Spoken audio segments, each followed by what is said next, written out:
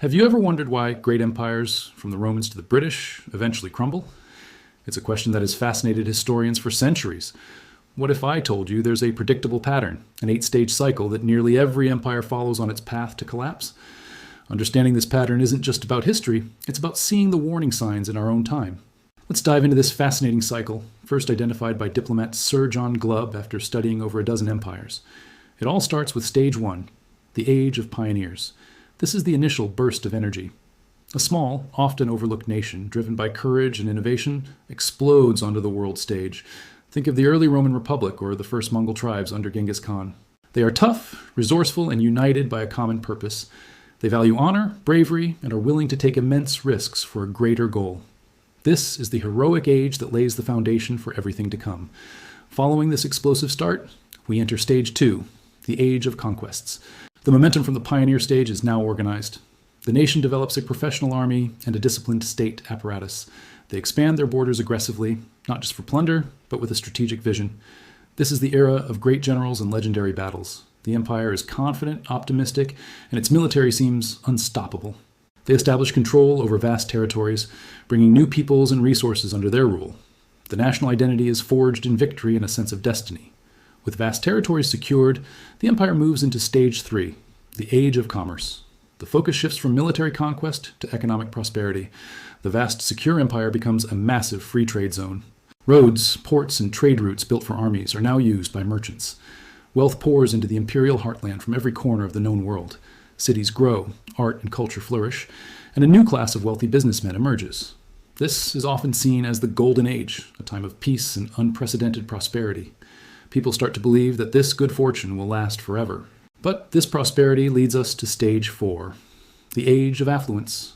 The old values of hard work, sacrifice, and duty begin to erode. Generations are born who have never known struggle. Wealth is no longer a means to an end, but the ultimate goal itself. Money can buy you anything, including a way out of military service. The sons of the elite would rather pursue finance or business than the tough life of a soldier. The pursuit of personal luxury and status begins to overshadow civic responsibility. The empire is rich, but it's also becoming soft. This softening of the national character brings us to stage 5, the Age of Intellect. As traditional values decline, the society turns to intellectualism and endless debate. There's a flowering of academia, philosophy, and art, but it's often marked by critique and cynicism.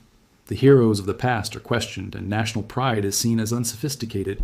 The nation becomes paralyzed by internal arguments and political divisions. Instead of decisive action, there are endless discussions and committees. While intellectual debate is healthy, in this stage, it leads to a loss of common purpose and a fractured national identity. Then comes stage 6, the Age of Decadence. This is where things really start to go downhill. The signs are unmistakable: a flaunting of wealth, a decline in morals, and a celebrity culture obsessed with scandal and frivolity. The gap between the ultra-rich and the poor widens dramatically. The state, bloated with debt from past glories and welfare programs, struggles to function. The military becomes filled with mercenaries and foreigners, as citizens are no longer willing to serve. There's a pervasive sense of pessimism and a feeling that the best days are behind them. People retreat into private pleasures because public life feels corrupt and meaningless. This internal decay makes the empire vulnerable, leading to stage 7, the Age of Decline and Collapse. The empire is now a hollow shell. Its economy is stagnant, its people are divided, and its military is weak. Neighboring nations or rising powers who were once terrified of the empire now see an opportunity. They begin to chip away at its borders. The empire can no longer defend its vast frontiers effectively. One military defeat follows another. The central government loses control, and provinces begin to break away. The final collapse might be triggered by a major invasion, a civil war, or an economic implosion, but the groundwork was laid long before. The mighty empire disintegrates, often with shocking speed. Finally, we arrive at stage 8, the aftermath. The once great empire is gone, replaced by a mosaic of smaller, weaker states. The vast infrastructure crumbles, trade routes are severed, and knowledge is lost. This is often a dark age, marked by poverty, violence, and a loss of the security and order the empire once provided. People look back with nostalgia at the lost golden age, but the cycle is complete.